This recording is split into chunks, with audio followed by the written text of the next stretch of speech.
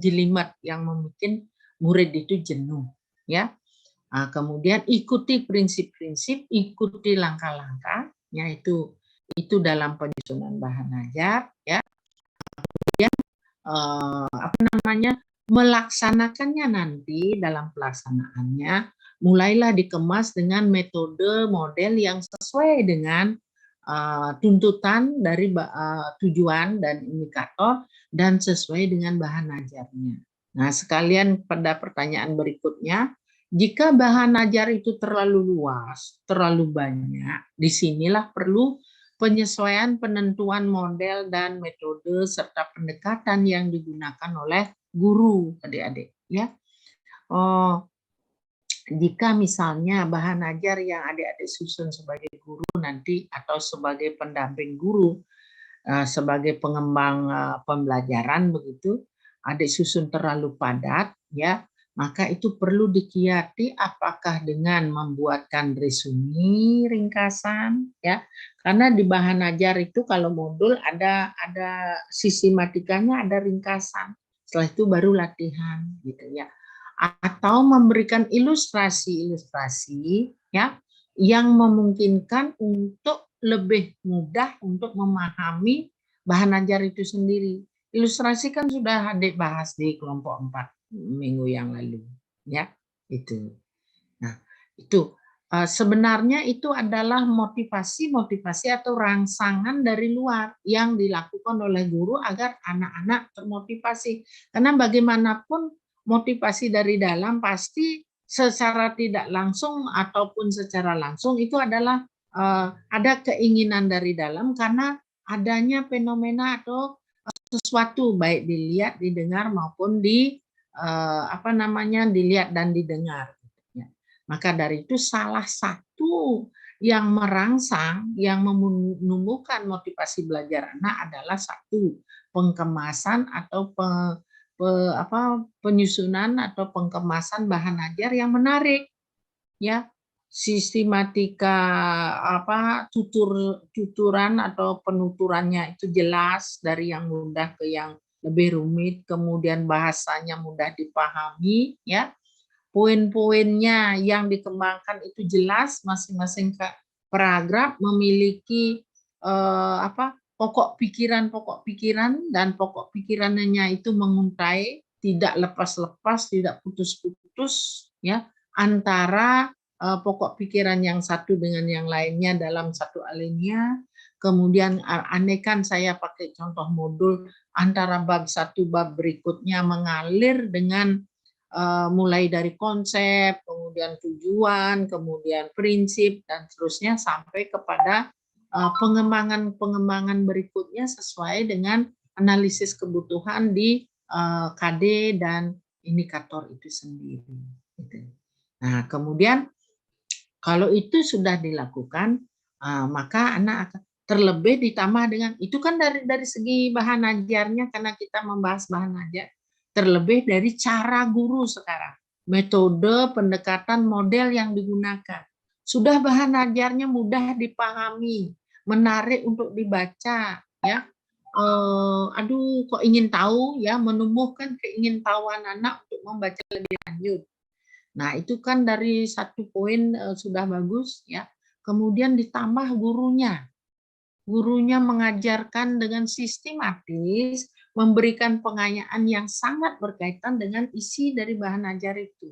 Jika anak membaca bahan ajar yang adik-adik susun, kemudian mendengarkan apa yang adik katakan itu, lebih dikembangkan lagi dari apa yang ada di bahan ajar secara tertulis, maka anak itu mudah mengerti. Oh ya, ini yang dibilang sama Bu Guru. Oh ya, saat anak itu belajar pasti, saat anak itu membaca pasti ingin tahu lebih lanjut. Karena itu sesuai dengan yang disampaikan oleh guru dan di bahan ajar yang masih bersifat teoritis, penyampaian oleh guru itu sudah diaplikasikan ke kehidupan praktis, ya, kehidupan nyata, karena itu di era kurikulum merdeka sekarang semua materi, semua teori-teori yang diberikan, semua pembelajaran yang diberikan harus dikaitkan dengan kehidupan nyata. Tuh. Dan itu yang menjadi ciri khas skenario pembelajaran di abad 21 dengan kurikulum yang fleksibel yang disebut dengan kurikulum merdeka. Adik-adik, Ibu sudah sampaikan di sini skenario dari Merdeka ya. Merdeka Belajar sudah ya. Merdeka, MERDAKA sudah ya? Sudah apa belum, Dik? Sepertinya belum, Ibu. Belum ya. Yeah. Karena Ibu masuk di berbagai kelas, jangan-jangan di sini sudah ngomong lagi gitu. Ibu lupa. Kalau belum, coba ditulis dulu, Dek. Adik sebagai pendamping guru nanti sebagai tenaga teknolog harus tahu ini. Karena bagaimanapun adik yang Ibu levelkan dengan konsultan daripada guru harus konsultan, harus lebih banyak dan lebih dulu tahu gitu ya. Coba ditulis M Merdeka tapi ke bawah. MERDAKA. Ke bawah ya. Nah, sekarang mulai dari M ya. Ini Ibu waktu S1, SMA dan S1 suka-suka gini ya. Nama Ibu Parmiti, Ibu tulis ke bawah, terus P itu apa, A itu apa gitu, suka-suka ya. Ternyata di skenario pembelajaran di abad 21 di era kurikulum merdeka muncul itu. Itu sudah S1 tahun berapa, 80-an itu Ibu, biasa lah begitu. Terus nama-nama teman ya, misalnya Pak Alek, K atau X gitu ya, itu Ibu berikan A-nya apa gitu, senang dah teman-teman ya. Gitu. Ternyata hal itu muncul sekarang atau gaya-gaya seperti itu muncul di Merdeka, di kurikulum skenario Merdeka Belajar. M-nya itu adalah merefleksikan diri. Merefleksikan ya. Merefleksikan itu artinya mengungkapkan pengalaman-pengalaman. Sekarang lari kita ke pendekatan konstruktivis. Dalam pendekatan atau ada orang bilang pendekatan, ada orang bilang model, ya wis lah. Ibu enggak mikir, yang penting prinsip dari konstruktivis adalah mencari atau menanyakan pada anak didik tentang pengalaman-pengalaman yang telah dimiliki, ya kan masing-masing anak didik menyampaikan pengalaman sesuai dengan materi yang kita berikan. Misalnya bahan ajar, ya. Ibu tanya pada kalian tentang bahan ajar itu sendiri, apa yang Anda ketahui tentang bahan ajar? Apa itu bahan ajar? Ya. Kemudian siapa yang menulis bahan ajar? Nah, kan masing-masing kalian memberi jawaban. Nah, itu kalian merefleksi diri. Jadi merefleksikan pengetahuan, bukan refleksi diri, salah Ibu. Merefleksikan pengetahuan yang adik sudah miliki. Baru Ibu lanjutkan. Nah, di kurikulum merdeka itu perlu merefleksi diri dengan pertanyaan pemantik. Nah, pertanyaan Ibu tadi itu adalah pertanyaan pemantik. Yang zaman dulu di kurikulum 13 itu masuk ke persepsi, Dek. Nah, itu perlu adik ketahui karena adik akan menyusunkan, mengembangkan bahan ajar untuk guru-guru, harus tahu sintaknya itu, harus sesuai. Ya, paling tidak di buku itu ada pemantik dulu sebagai penuturan awal gitu ya, pendahuluannya. Nah, itu M-nya, Dek, merefleksi pengetahuan yang telah dimiliki oleh anak didik gitu ya. Itu. Kemudian E-nya explore.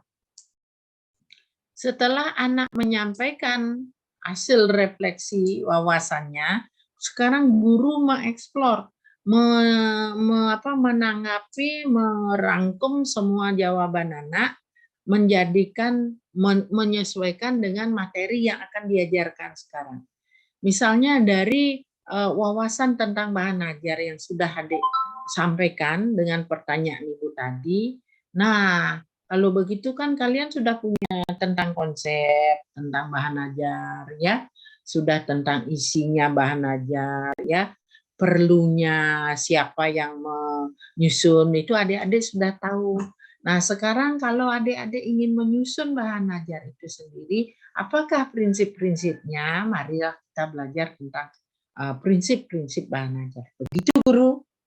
Begitu, Ibu, kalau tidak dengan model diskusi, kalau dengan ekspositoris, dengan gaya guru yang menjelaskan, Ibu dan Pak Alek menjelaskan, begitu runutannya. Jadi di E itu adalah mengeksplorasi, mengeksplor, mengemukakan semua yang berkaitan dengan apa yang akan diajarkan. Itu E-nya. Ya, baru E. Apa tuh mer ya? Mer ya, baru E, mer, R sekarang ya, Dek ya. Tolong dibantu, Dek ya, mengingatkan. Betul ya R sekarang? Iya, betul, Ibu. Ya. Betul, Ibu. R itu adalah kolaborasi.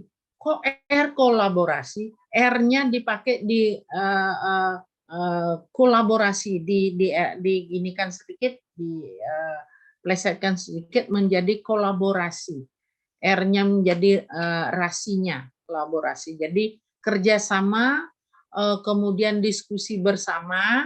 Nah, kalau guru-guru adik arahkan nanti setelah guru itu memberikan pertanyaan pemantik sebagai apersepsi untuk merefleksikan diri dari pengetahuan anak didik, maka guru menjelaskan, mengkaitkan materi dengan hasil refleksi itu, namanya explore. Nah, setelah selesai explore, ceritanya Ibu persingkat saja. Jadi guru sudah menjelaskan bahan atau isi atau materi. Sekarang guru membagi kelompok. Ya, anak didik dikelompokkan dan memberikan materi atau bahan atau topik-topik yang harus didiskusikan dalam kelompok. Ya. Nah, kalau di SD itu ada LKPD, kemudian di SMP, SLA juga ada topik-topik yang harus didiskusikan di kelompok berkaitan dengan materi yang sudah dieksplor tadi, Dek. Nah, demikian juga kaitannya dengan bahan ajar yang padat. Ini pertanyaannya Huda Diatul ya. Siapa bertanya yang bahan ajarnya terlalu padat, banyak, luas, sedangkan materi bahan ajarnya banyak, waktu terbatas. Di sini, di skenario pembelajaran Merdeka itu masuk, ya. Hal-hal poin penting diberikan pada waktu eksplor, yaitu memberikan materi kepada anak didik, ya. Nah, lebih lanjut, lebih luas, ya, untuk supaya bahan ajar yang luas itu tercapaikan atau tersampaikan, maka dibuatlah topik-topik, ya, yang berkaitan dengan bahan ajar yang tidak sempat, yang hanya poin-poin saja disampaikan, dibuatlah dalam bentuk diskusi. Ya, dibuat topik-topik tentang bahan ajar itu yang luas itu. Nah, diskusikan lebih lanjut dalam diskusi kelompok. Itulah yang disebut dengan kolaborasi. Nah, itu baru mer ya. Sekarang D. Ceritanya dipersingkat, anak-anak sudah selesai berdiskusi dalam kolaborasi. Maka hasil daripada diskusi itu harus didemonstrasikan. D. Ya. Demonstrasi artinya laporan. Nah, inilah salah satu yang kami tempuh, ya, Ibu sama Dialek, ya. Itu bahan ajar yang Ibu berikan itu adik-adik lakukan diskusi dan demonstrasikan. Sekarang sedang D, adik, di kurikulum Merdeka. Jadi sedang mendemonstrasikan, melaporkan hasil diskusi kelompok yang dibuat video pembelajaran. Nah, setelah dilaporkan, dipaparkan dalam bentuk video, baru merde, DE, sekarang lagi sekali. E-nya itu adalah apa istilahnya Ibu lupa. Tapi tahapannya setelah adik laporkan kita diskusikan atau dilakukan tanya jawab, didiskusikan oleh kelompok itu dengan kelompok yang lainnya. Itu kalau di SD dan SLTA SLTP di kita juga kena ya. Diskusi ini apa istilahnya? Nanti Ibu istilahnya Ibu lupa, tapi kegiatannya seperti itu. Setelah anak-anak kerja kelompok, dia melaporkan dalam bentuk demonstrasi, memaparkan, kemudian dilakukan diskusi, baru K sekarang ya. Betul Dek ya? K sekarang? Halo? Ibu. K itu artinya setelah adik-adik melaporkan, setelah adik-adik mendiskusikan, sekarang Ibu sedang K ini. Yang Ibu lakukan sekarang sedang K, yaitu mengklarifikasi, mengkaitkan materi yang satu. Kan Ibu menjelaskan tadi, ya, materi prinsip sebelumnya, materi tentang isi bahan ajar, pengertian dan lain sebagainya. Sudah Ibu singgung tadi di elaborasi, ya. Kemudian sekarang Ibu mengkaitkan, ya, apa yang sudah adik pelajari yang berkaitan dengan bahan ajar. Kalau materinya ini bahan ajar contohnya ya, pada bahan ajar Ibu pakai contoh bahan ajar gitu ya, itu sekarang Ibu kaitkan dengan materi-materi sebelumnya dan Ibu kaitkan dengan kehidupan nyata tuh. Jadi guru itu harus mampu mengkaitkan materi-materi yang berkaitan dengan apa yang dibahas, apa yang didiskusikan dalam demonstrasi itu, ya. Kemudian dikaitkan dengan kehidupan nyata. Ini yang terpenting dari kurikulum fleksibel dan kurikulum Merdeka Belajar ini. Yaitu apa? Supaya anak tidak membayangkan, menghayal gitu ya. Maka Ibu kaitkan dengan kehidupan nyata, yaitu bagaimana nanti adik ya dalam membuat atau menyusun bahan ajar itu, baik bahan ajar LKPD maupun media pembelajaran itu ya harus disesuaikan dengan pembelajaran, pokok materi, tujuan ya, apa yang ingin dicapai gitu Ibu ngomong ya. Kalau di SD misalnya berbicara tentang apa ya, sudah dalam kelompok sudah didiskusikan misalnya tentang pakaian adat atau tentang banjir atau tentang apa ya. Nah, itu dikaitkan dengan kehidupan nyata di lapangan. Ya, kalau pakaian adat kaitkan dengan pakaian-pakaian yang dilakukan ya. Pada saat pakaian apa? Gotong royong apa? Gotong royong ke pura ngaya, gotong royong pada keluarga ngopin ya, mau tulungan atau ke kerja bareng gitu ya.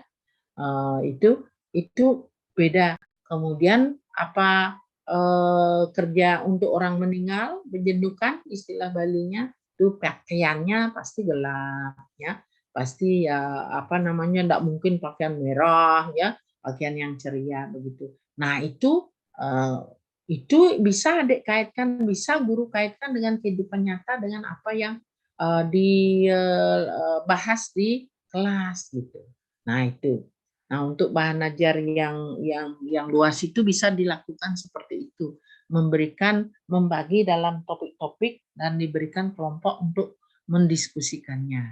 Sudah itu mendiskusikannya, kemudian ada tanya jawab, ada urun pendapat di sana, kemudian guru setelah diskusi itu terjadi selesai, guru merangkum kembali dengan mengkaitkan semua materi yang diberikan, kemudian mengkaitkan dengan kehidupan nyata. Kalau kita kaitkan dengan praktek penyusunan bahan ajar nanti, ya, penyusunan bahan ajar yang mana yang akan nanti Pak Alek akan mengelompokkan apakah bahan ajar cetak, bahan ajar modul, bahan ajar handout, bahan ajar LKPD, media dan lain sebagainya. Ya.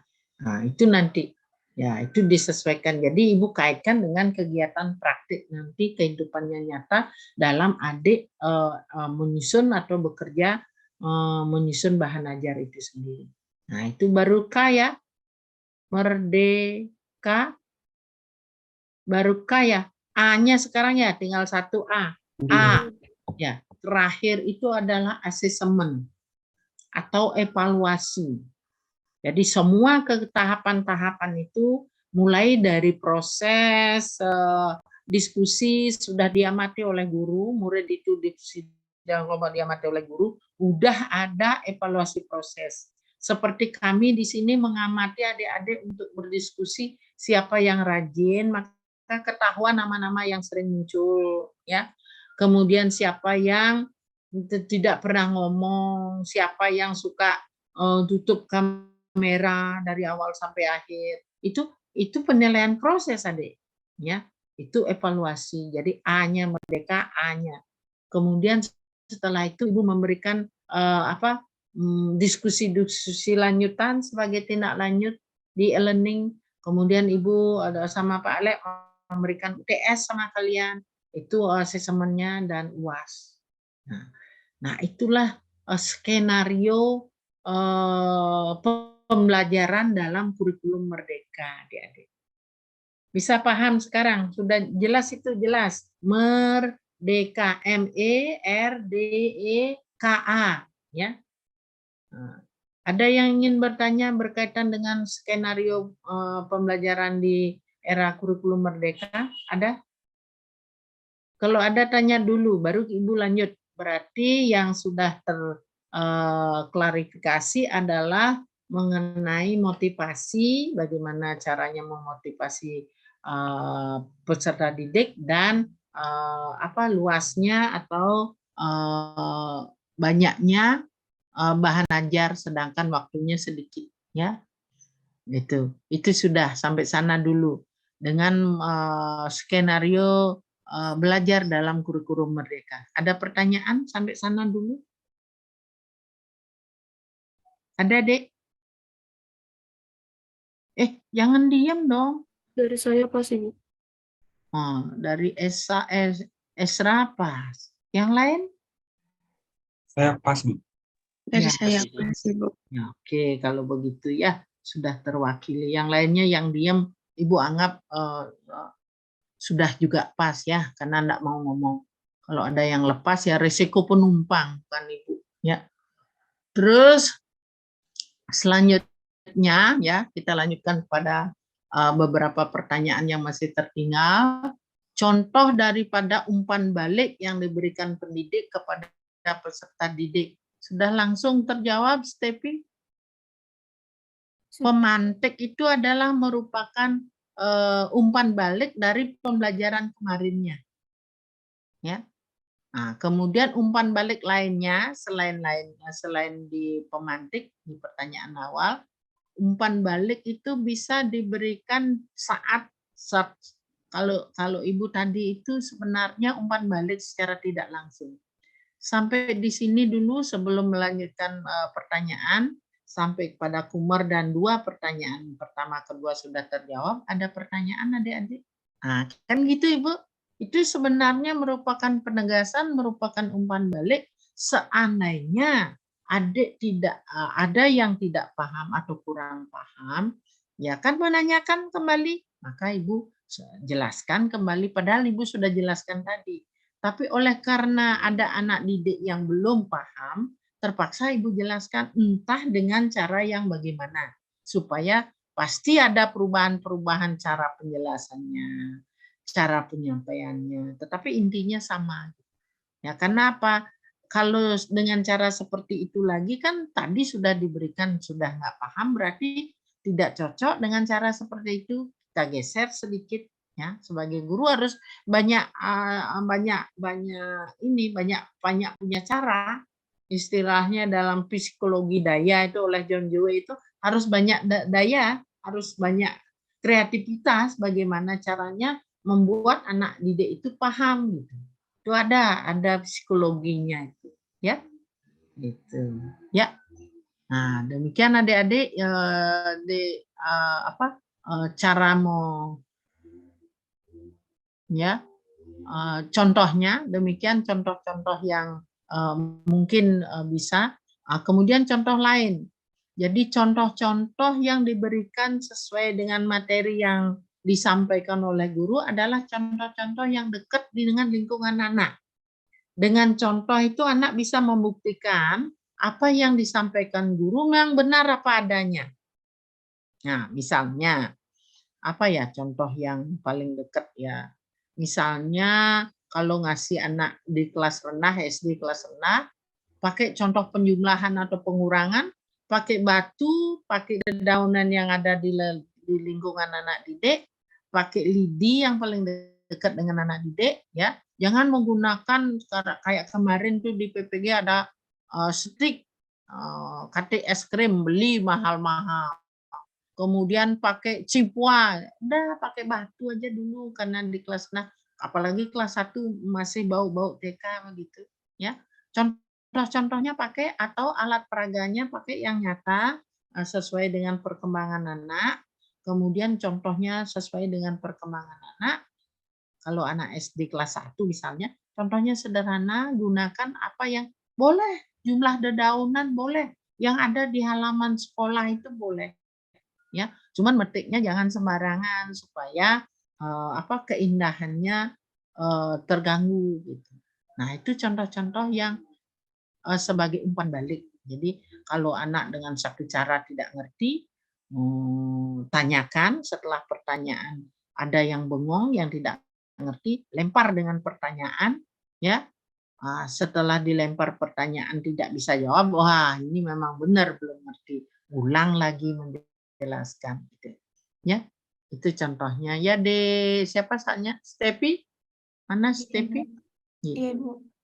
Bisa dipahami ada pertanyaan lanjut setelah memberikan informasi? Sudah bisa dimengerti, Bu. Ya, tuh. Nah, kemudian selanjutnya apakah pengembangan bahan ajar saat ini terutama selama pembelajaran daring sudah mencakup prinsip-prinsip pengembangan bahan ajar yang disampaikan? Sudah apa belum adik-adik? Sudah apa belum jawabannya? Ini pembicara yang jawab ini.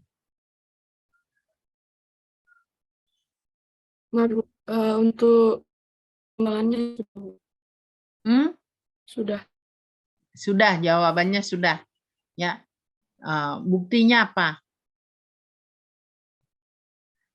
Jika menjawab sudah, apa alasannya? Jika menjawab belum, apa alasannya? Itu harus ada.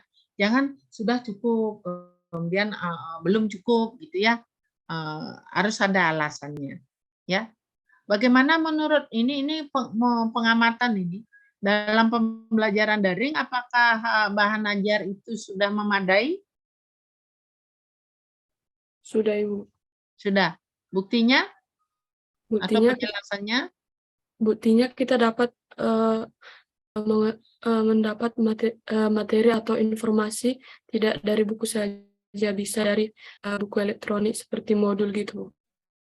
Ya, artinya apa? Sudah banyak sekarang sumber-sumber dari bahan ajar itu tidak hanya dari buku-buku saja, sudah banyak sekarang ada di Profesor Google, ada ya di tempat-tempat lain ya di internet. Jadi bersilancarnya itu kalau rajin sekarang bersilancar di internet maka akan mudah mendapatkan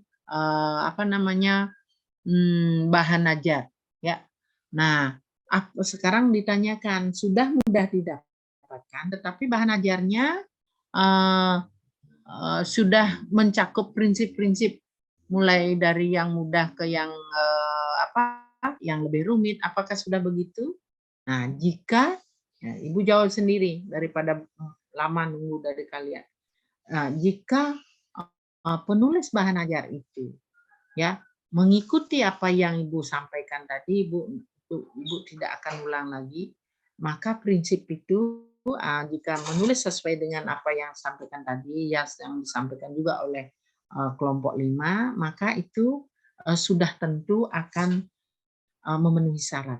Tapi jika belum, ya, jika belum sebagai guru dan sebagai anak didik, ya bisa menambahkan, ya sebagai guru bisa menambahkan juga mencari kan tidak satu menggunakan bahan ajar, toh. Sumber materinya tidak satu, media yang digunakannya tidak satu, itu lebih bervariasi. Demikian juga gininya latihan-latihan yang tercakup dalam bahan ajar, ya. LKM, ya, lembar kerja mahasiswa atau lembar kerja peserta didik LKPD, ya. Nah, itu diberikan, kemudian kan mahasiswa atau siswa sendiri akan mencari, ya, menambahkan gitu.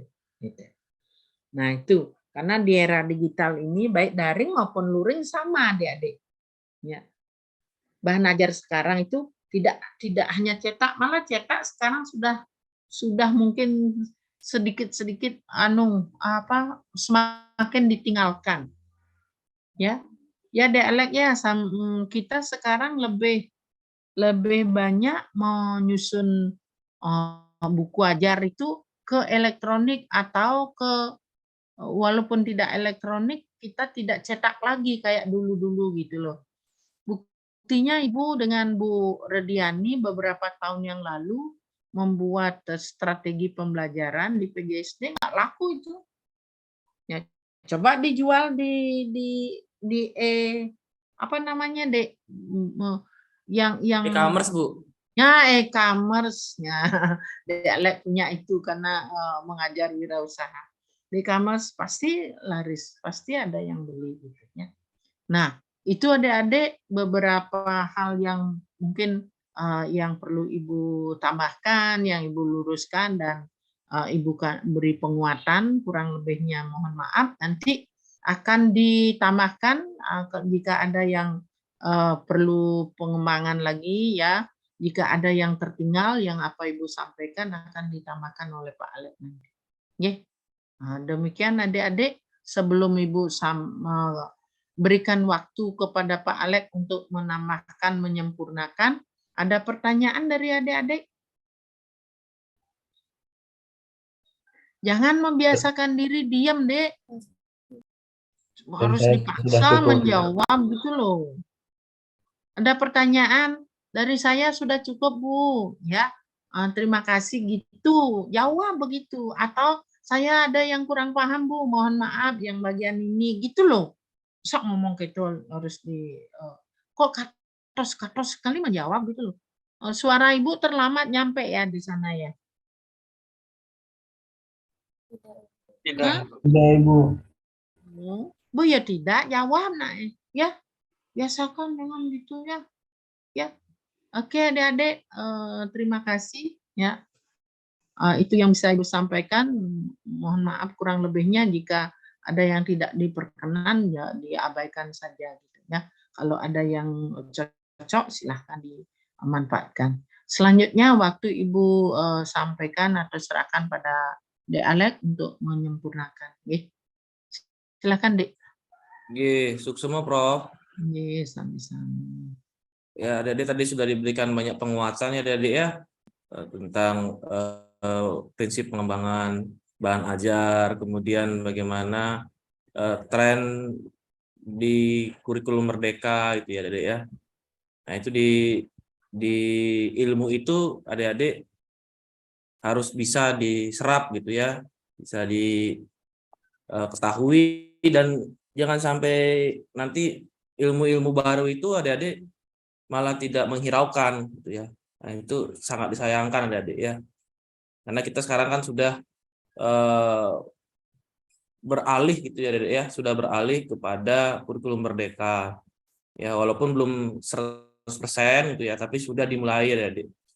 Ya, jadi itu harus kalian tahu dan kalian pahami itu ya. Nah, saya ingin menambahkan sedikit saja tentang pertanyaannya udah diatur ya, pertanyaannya Umah nih ya, tentang bagaimana seorang pendidik atau calon pendidik mengajar efektif dalam waktu terbatas, sedangkan materi bahan ajarnya banyak. Ya, ini adik-adik kalau di orang TP itu nggak ada acara atau nggak ada hal yang seperti inilah dibilang. Ya, karena orang TP itu paham sekali bagaimana membuat atau mendesain pembelajarannya, bagaimana bisa mendesain bahan ajarnya, ya, sehingga tidak seperti seperti yang disampaikan dari rumah ini, ya. Tetapi lebih sering kita melihat, gitu ya, lebih sering kita melihat di jenjang SD, SMP, SMA, gitu ya. Bahkan sebelum COVID perguruan tinggi pun masih sama.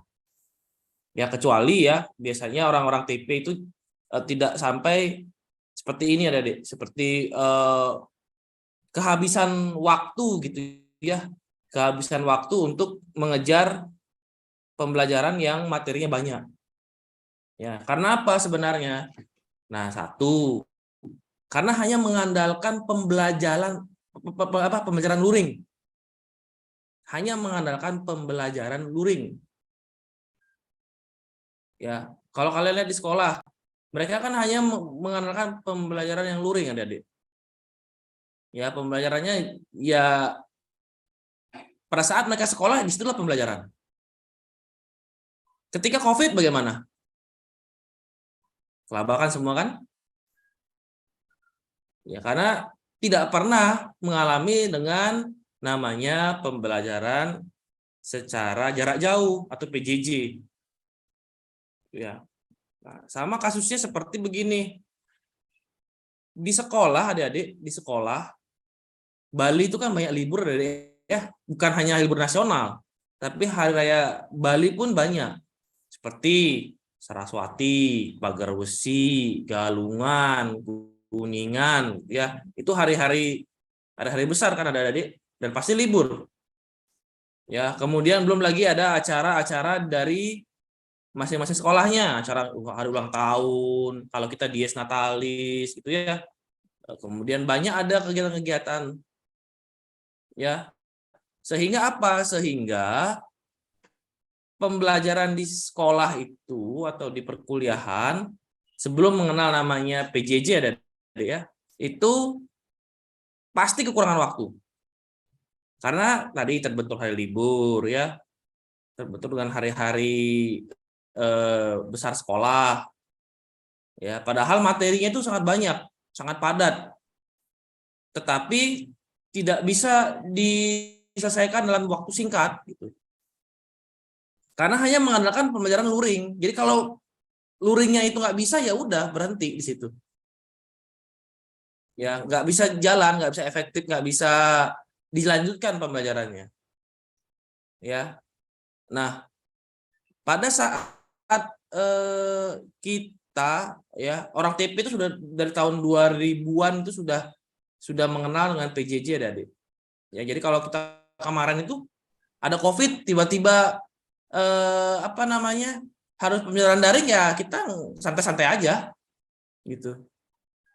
Kita santai-santai aja. Karena apa? Karena kita sudah tahu, oh ini bisa pakai e-learning, ini kita bisa pakai Zoom meeting, ini bisa pakai Google Meet gitu. Pembelajaran tetap berjalan walaupun tidak bertemu seperti sekarang ini gitu. Ya, tapi itu belum diterapkan di pembelajaran yang guru-gurunya atau dosennya yang belum mengetahui pembelajaran itu. Jadi dia mengandalkan hanya luring saja. Jika ada kendala seperti itu, ya pasti mandek pembelajarannya, tidak bisa lanjut. Sedangkan materinya seperti yang dikatakan Uda itu adalah banyak sekali materinya dan harus selesai dalam waktu 1 semester. Ya. Nah, kalau kita di TP itu PJJ itu sudah biasa, blended learning itu sudah biasa. Artinya luring, daring bisa, atau daring full bisa.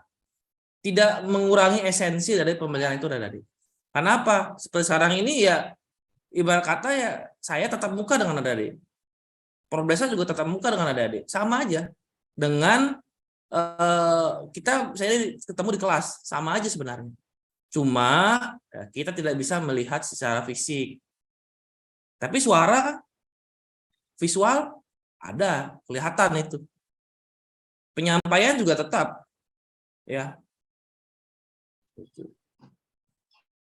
Jadi kita kalau di TP itu tidak terlalu bermasalah dengan hal-hal seperti ini ada deh. Jadi kalian nanti orang TP jangan juga seperti orang-orang yang bukan TP. Ya orang-orang bukan TP ya itu banyak terjadi di apa namanya, karena saya dan Bu Desa mengajar di PPG ya, PPG sekolah dasar gitu ya. Banyak yang kami temui bahwa mereka sudah meninggalkan kembali pembelajaran daring itu. Tidak memanfaatkan lagi pembelajaran daring. Padahal mereka kemarin sudah belajar itu. Ibarat kata kasarnya sudah ditampar dengan keadaan COVID-19, mereka tidak bisa mengikuti pembelajaran secara luring. Mau nggak mau mereka kan harus belajar itu. Tapi sudah belajar, mereka tidak mau memanfaatkan itu. Padahal sebenarnya pembelajaran sekarang itu lebih meringankan jika dilakukan dengan blended. Luring tetap luring, tetapi tidak semua hal-hal yang misalnya mengerjakan evaluasi begitu ya. Ya, membuat tugas, mengirimkan tugas gitu. Tidak harus lagi di luring, bisa saja di daring dengan menggunakan e-learning. Contohnya misalnya Google Classroom itu kan hal yang basic sekali ada ya, e-learning yang basic Google Classroom itu. Kalau guru memanfaatkan itu dengan baik, saya yakin bisa. Luringnya tetap Pak, tetap. Dengan cara apa? Misalnya dengan cara di luring itu penguatan materi, penanaman konsep. Nah, sebenarnya itu yang paling penting karena penanaman konsep, penguatan materi itu penting untuk tatap muka. Tapi kalau misalnya untuk mengerjakan tugas, ya menjawab evaluasi gitu ya, kemudian merefleksi itu bisa saja secara daring. Sehingga waktu itu tidak tersita waktunya ketika punya pembelajaran yang materinya banyak gitu. Kalau libur lagi gimana? Kita kan sebenarnya bisa saja mengalihkan pembelajaran ketika libur kita berikan secara daring. Ya, contoh misalnya kemarin Pak Gerusi, ya ada Pak Gerusi. Nah, itu kan tidak 24 jam adik-adik sembahyang kan? Ya paling dari pagi sampai siang lah, atau sampai jam sore lah. Malamnya itu kan adik-adik masih bisa belajar dengan mengerjakan misalnya refleksi misalnya. Itu bisa adik-adik. Sehingga pembelajaran yang banyak itu tidak terpotong, tidak mandek karena dipotong hari libur gitu. Banyak adik-adik seperti sekarang kami dengan Prof Desa mengajar bahan ajar lintas prodi itu Sabtu itu harusnya hari libur adik-adik, tapi kita mengajar Sabtu itu malah penuh di hari Sabtu, pagi siang sore mengajar. Kemudian kadang-kadang setiap Sabtu kan banyak sekali adik-adik ya libur kemarin ya, ada Saraswati ya, ada hari libur apa saya lupa itu, sehingga harus dilakukan asinkronusnya hari Minggu gitu. Asinkronusnya hari Minggu nggak masalah.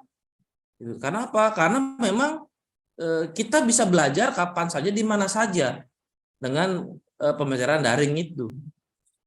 Nah, yang kita alami sebelum ini kan adalah kita kewalahan. Kita berpikir, aduh gimana semua hal, segala hal hanya bisa disampaikan secara luring gitu. Itu pikirannya. Tidak bisa diselesaikan dengan daring.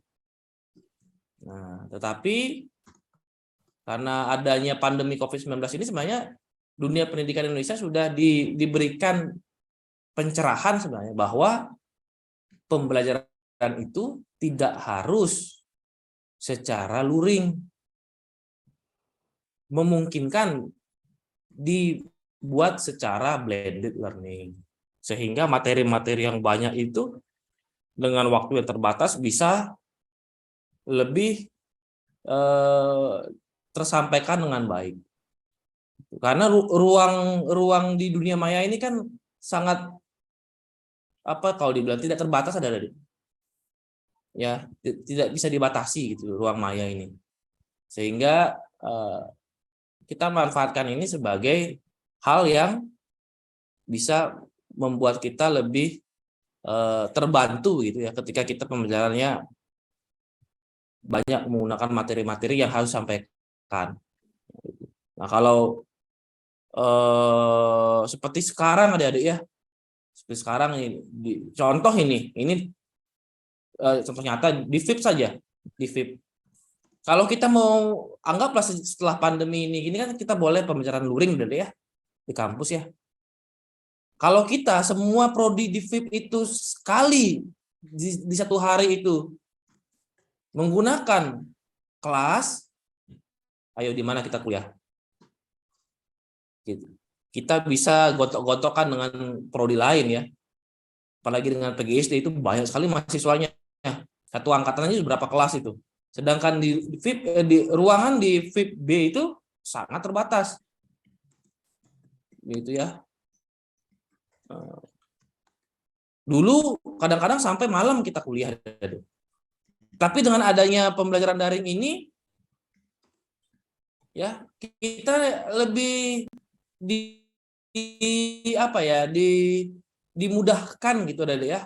Adik bisa kuliah dari rumah, adik bisa kuliah dari kos gitu ya.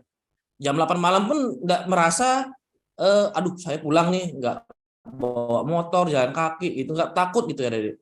Karena belajarnya bisa dari mana saja, kapan saja. Aduh, saya ada di kampung nih. Bisa saja. Jadi tidak dibatasi oleh ruang-ruang waktu, sehingga materi itu bisa tersampaikan dengan baik, walaupun banyak. Itu ya, mungkin itu yang ingin saya tambahkan untuk Dayatul Rumah. Ya, yang lain sudah bagus diskusi tadi dan sudah diberikan penguatan banyak oleh Prof. Desa. Mungkin begitu, Bu Desa. Nggih. Nggih. Kayaknya sudah cukup, kecuali ada pertanyaan dari mahasiswa. Dianu dulu. Diberikan kesempatan. Kalau sudah, kita akhiri aja, Dek. Udah lewat. Oke, Prof. Gimana, Dek? Sudah ada lagi yang mungkin ditanyakan atau bisa kita tutup? Izin menyampaikan Bapak. Ya, Fitra. Pak, mohon maaf sebelumnya Pak. Tadi pada saat saya presentasi, saya screen dan menjawab pertanyaan dari teman-teman saat diskusi, tadi saya kelupaan untuk absen Pak. Ya, siapa lagi?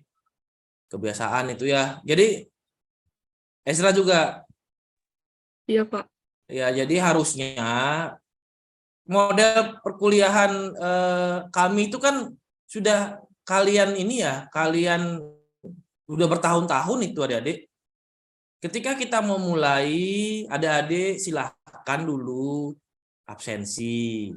Kan gitu. Nah, setelah absensi kan itu nggak lama, tinggal klik-klik selesai. Kayak gitu adik. Jangan dilupakan itu. Habis itu ya silakan dimulai presentasinya begitu. Misalnya kita mulai setengah 8 langsung aja buka. Gitu ya, Dek ya. Ya, nanti saya buka lagi sebentar. Baik Bapak, terima kasih. Kelewatan absen ya. Ya karena mungkin jadi kalau presentasi dia, Bu. Nggih. Udah, kalau enggak ada lagi. Selain itu apa ada lagi? Mengenai konten atau materi atau apa? Silakan. Kalau tidak ada, diakhiri aja dengan doa. Ada, Dek? Dari saya Pak, Ibu. Ya, cukup katanya, ditutup ya. Oke, baik. Kalau begitu kita akhiri bersama-sama perkuliahan pada pagi hari ini dengan menghaturkan para mesanti. Om Santi Santi Santi Om. Wassalamualaikum warahmatullahi wabarakatuh. Salam harmoni. Salam harmoni. Oke. Terima kasih, Dek Ale. Ya. Terima kasih Prof. Desa. Terima kasih.